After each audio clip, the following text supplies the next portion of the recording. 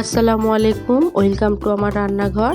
আজকে আমি আপনাদের বানিয়ে দেখাবো ময়দার তৈরি জিলিপি রেসিপি, যেটা কিনা দোকানের মতো খুবই মুচমুচে এবং রসালো ভাবে তৈরি করা যায়। সেটাই আপনাদের সঙ্গে আমি আজকে শেয়ার করব। তাহলে দেখে নিই দারুণ স্বাদের এই ইনস্ট্যান্ট জিলিপি রেসিপি। চলুন তবে আপনাদের সঙ্গে শেয়ার করে নিই। এখানে আমি একটা পাত্র নিয়েছি। আমি এখানে কাপের পরিমাণে 2 কাপ ময়দা দিয়ে দেব। তারপর আমি এখানে অ্যাড করব 2 চা চামচ টক দই। হ্যান্ড ব্লেন্ডারের সাহায্যে খুব ভালো করে মিক্স করে নেব।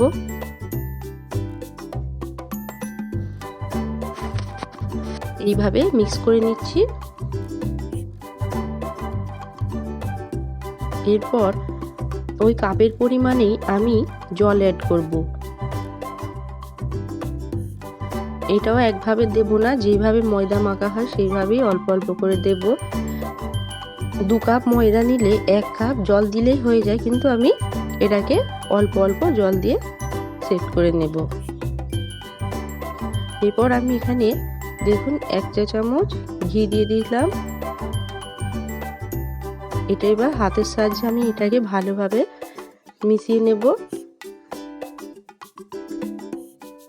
ঘি দিলে বন্ধুরা খুব ভালো ফ্লেভার আসে, আর তখন মনে হবে যে ঘিয়ের উপরেই ভাজা জিলিপিটা। দেখুন আমরা অনেকক্ষণ এইভাবে ফাটিয়ে নিয়েছি। ভালোভাবে মিক্স করে নেওয়ার পর এইভাবে হাতের সাহায্যে একটু দেখে নেব ব্যাটারটা কীরকম হয়েছে। খুব একটা পাতলা হবে না। হাতের সাহায্যে দেখে নিলাম। এবার আমি এটাকে 10 মিনিটের মতো রেস্টে রেখে দিলাম ঢাকা দিয়ে। ব্যাটারটা যতক্ষণ আমি রেস্টে রেখেছি ততক্ষণ আমি এবার চিনি সিরাপটা এখানে করে নেব জিলিপিটা ডুবিয়ে রাখার জন্য। এরপর আমি একটা পাত্র নিয়েছি। এখানে আমি 1 কাপ চিনি নিয়ে 1 কাপ পরিমাণেই জল অ্যাড করেছি।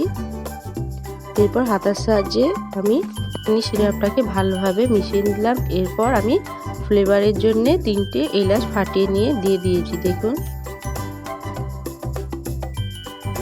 এটা ভালোভাবে মিক্স করে নেব। চিনিটা যতক্ষণ না গুলে এইভাবে আমি মিক্স করতে থাকবো। দেখুন একটু ফুটে এসছে। এরপর আমি এখানে অ্যাড করব ফুড কালার। এই ফুড কালারটা দেওয়ার কারণ একটু জিলিপিটা দেখতে ভালো লাগবে। আপনারা চাইলে নাও দিতে পারেন, এটা অপশনাল। এরপর আমি এটাকে বেশি গাঢ় করব না, একটু সামান্য ফুটে গেলে হাতের সাহায্যে ভালোভাবে দেখে নামিয়ে নেব। 10 মিনিট হয়ে গেছে। এবার আমি ব্যাটারটাকে ঢাকনা খুলে এরপর আমি এখানে অ্যাড করব যেটা আমরা খাই কোনো গ্যাস কিছু হলে ইনো, সেটা আমি এখানে অ্যাড করলাম।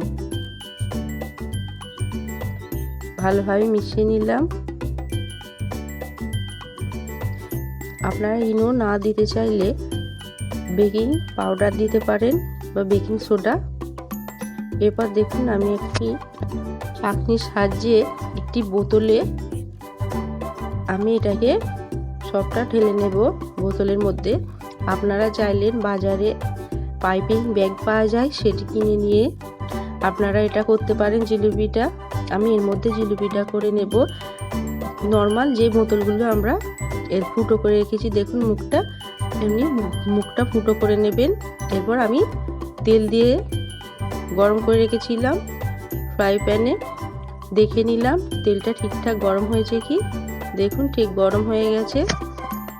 আর হ্যাঁ বন্ধুরা, জিলিপি ভাজার জন্য তেলটা খুব বেশি দেওয়ার প্রয়োজন নেই, অল্প দিলেই হবে, তাহলে ডিজাইনটা ভালো হয়। দেখুন এইভাবে আমি করে নিচ্ছি। প্রথম ডিজাইন খারাপ ভালো হতে পারে, সেই জন্য টেনশন করার কোনো প্রয়োজন নেই। জিলিপি ভাজতে বা করতে করতে হাতে এসেই যাবে। আপনারা বাড়িতে চেষ্টা করবেন, খুবই সহজ একটি রেসিপি। এরপর আমি দেখুন লাল লাল হয়ে গেছে। এরপর আমি এগুলোকে লাল হয়ে গেলে একটু উল্টে নেব। ভাজা হয়ে গেছে, আমি এটা তুলে নিয়েছিলাম।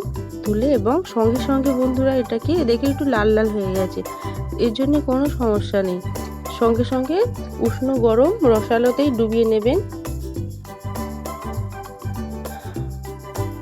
এগুলো আমি একইভাবে একই প্রসেসে দেখুন করে লাল লাল ভাবে ভেজে নিয়ে আমি রসের মধ্যে ডুবিয়ে নিয়েছিলাম। এরপর আমি একটা পাত্রে সার্ভ করেছি। দেখুন কত সুন্দর হয়েছে।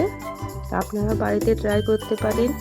খুবই সহজ একটি রেসিপি, বাড়িতে থাকা উপকরণ দিয়ে এত সুন্দর একটি রেসিপি তৈরি করা যায়। আপনারা বানিয়ে দেখলে খুব ভালো লাগবে। এবং প্রতিদিনের মতো আমার এই রেসিপি ভালো লাগলে আপনারা লাইক, শেয়ার এবং সাবস্ক্রাইব করতে ভুলবেন না। এবং নিত্য নতুন রেসিপি দেখার জন্য বেল আইকনটা ক্লিক করে রাখবেন, কারণ রেসিপি আপনাদের কাছে সবার কাছে তাড়াতাড়ি পৌঁছে যাবে। ধন্যবাদ দেখার জন্যে।